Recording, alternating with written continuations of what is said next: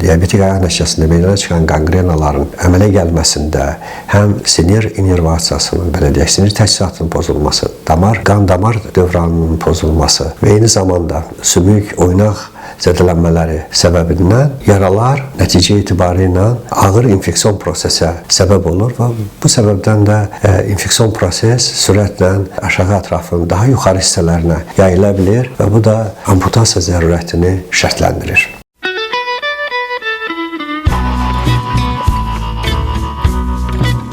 Diabetik ayaq sindromu uzun müddət şəkərli diabet xəstələrində meydana çıxan bir patologiyadır və bu patologiya nəticəsində həm ayağın anatomik quruluşunda və həm də funksional vəziyyətində bir sıra dəyişikliklər meydana çıxır. Ayaq bir orqan kimi çox mükəmməldir. Bir sənət əsəridir, Leonardo da Vinci'nin sözü ilə desək. Belə ki, ayaqda 28 sümük, 33 oynaq və 107 bağ və vətərdən ibarət bir quruluşdur, anatomik nahiyədir. Uzun müddət şəkərli diabetdən əziyyət çəkən xəstələrdə həm damarlarda, həm sinirlərdə, həm də sümük oynaq sistemində bir sıra patoloji dəyişikliklər baş verir. Eyni zamanda ayaq dərisinin özündə də dəyişikliklər meydana çıxa bilir. Belə ki, damar zədələnmələri mikro və yaxud makroangiopatiya şəklində özünü biruzə verərək ayaqda qan dövranının, xüsusən də arterial qan dövranının pisləşməsinə səbəb olur və bu da ayaq toxumalarının qidalanmasının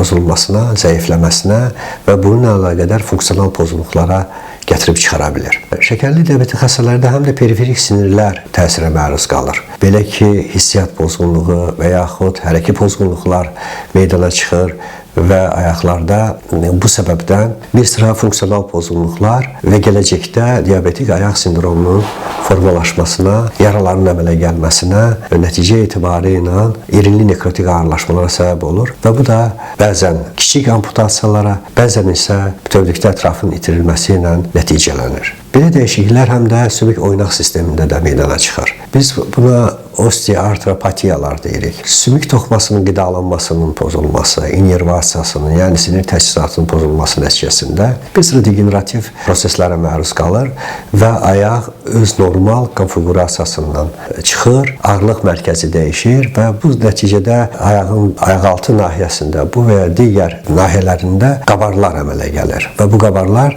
daha sonradan infeksiyalaşmaya və yaraların əmələ gəlməsinə səbəb olur ki, infeksiyanın qoşulması ilə əlaqədar olaraq bir ağır qangrenala, belə deyək, patologiya olan qangrenalara səbəb olur.